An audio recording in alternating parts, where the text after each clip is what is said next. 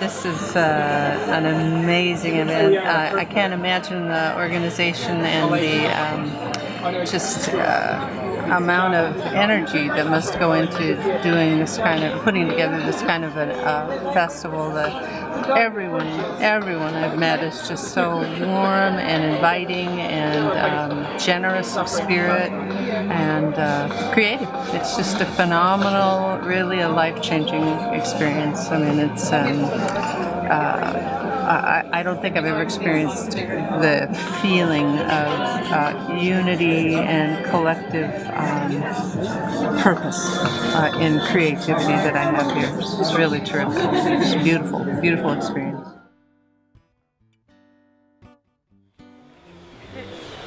Kia ora, my name is Bernard Makware and I'm convening the area for the carvers and sculptors. And the exciting thing about the gathering that we've got is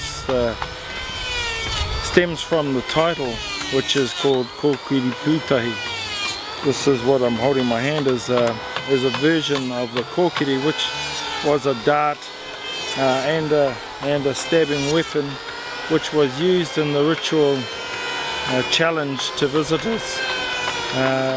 Of course, in traditional times, the challenge was something that usually symbolized life and death. These days, the ritual challenge is more, I suppose, applicable to the idea of the challenges to our culture, our heritage, our language as Indigenous people. So the title of the gathering, Kokiri Putahi, Putahi is the name of the local ancestral mountain, but it also means to draw together in unity. So gatherings like this is very important for all of us Indigenous people from all over the world. It's a chance to come together and we learn and we share artwork, stories, our cultures. And it's amazing to find that there's other people that have had the same struggles in our cultures and our people's way of living, and how we're surviving and how we're trying to keep that culture alive by doing our arts, through the arts, whether it's clay work, painting, printmaking, weaving. We all have a story, and it's a great place to showcase and be a part of. And so I'm very privileged to be here, and I hope there's more to come. I'm Su'a Wilisone, I'm in Tupuola Wilisone Fitiao. I'm from the island of American Samoa. I'm an artist, a tufunga tatatau, and a siapo maker.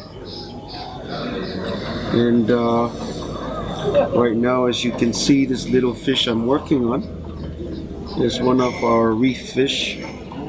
It's a surgeon fish, and we call this fish pongi. Pongi is colored black on a reef, and they travel in schools. And it's one of our fish for eating, for our diet. So I decided to put tapa on it and come up with the shape of this fish and work on it. You know, put patterns, mamanu design on it, and the other fish that you could see over there and over here. It's one of our other reef fish. We call it lalafuku.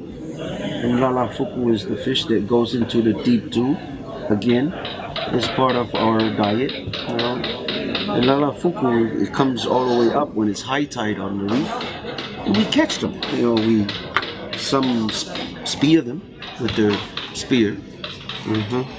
And we use all this pattern. The mix of the mamanu is the mix of mamanu pea and mamanu siapo.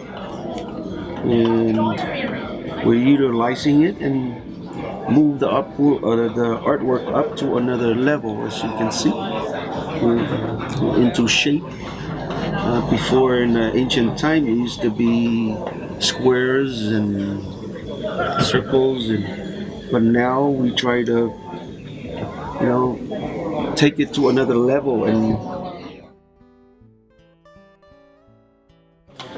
hello, my name is Dekaheen Maynor. I am Duklawati Gushi Hit, which is a Tlingit from Southeast Alaska. I'm here at this gathering working on some carving projects, and I'm really finding it just actually quite overwhelming and incredibly inspiring to be here and to have this experience with other artists and sharing of knowledge of how they work and trying to share a little bit of what I do, and I'm just grateful to be here. I'm Rose B. Simpson, and I'm from San Clara Pueblo in New Mexico, and I'm here as a ceramicist, and I'm working with the muddies. And I've already completed a piece, and it's in the kiln right now. I'm working on another one, and right now I'm doing a collaboration with a tattoo artist, and this is really fun because he wanted me to put some of my own tribal patterns on his rings. So I am learning how to do engraving and how to clean up this piece. So I'm learning new techniques and new skills, which is super cool. I didn't expect to be able to do this, so this is a lot of fun. And I think one of the most important and fun things about this event is meeting people and working on new techniques and sharing ideas and sharing processes, and hopefully, I'm working on this and I'm thinking about how I can incorporate more of my patterning into wearable art. So it's a win-win situation for me. I'm learning how to do this, meanwhile collaborating with somebody that now I can connect with in the future. And hopefully we can share ideas and work together. You know, maybe this person can come to New Mexico and work with some of the stuff that we have going on there. And you know, having a conversation about what does contemporary mean, what does traditional mean, and how we, you know, cope with that. I would say biculturalism, where we are Indigenous people and also deal with our modern world and how we're influenced by that and how that comes through our work and our art. So I really love this conversation because it's one that is sort of universal, and if you think about how far away I came from, and we're still Indigenous and we're still dealing with some of the same issues. So that's way cool. Kia ora, I'm Will Nakuru. I live and work on the west coast of the North Island, a place called Hokianga, and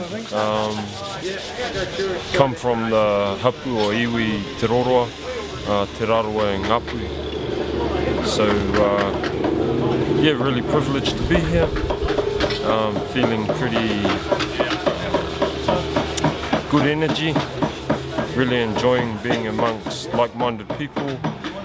People that are committed to their art form, committed to learning, their culture, research, committed to a sense of home, I guess. I've really enjoyed learning about each individual's their sense of place and their identity, I guess, and I've enjoyed experiencing the things we have in common, you know, the laughter, the positives, the negatives about each of our situations within our respective cultures. So I think together through the work, it just seems to be a natural thing to share ideas, and it's good to see it manifesting through the work. So yeah, really privileged to be here.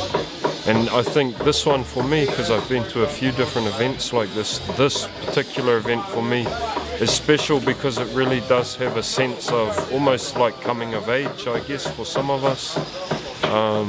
With the number of elders or kaumatua that are here, and the fact that they've voiced that they want the relationships that they've worked so hard to build to be continued to the next generation. And I think there's a realisation of that sense of responsibility to maintain the mana of those that have come before us, to ensure that we enhance it, that we don't diminish it through our actions. So yeah, privilege and a responsibility, I guess.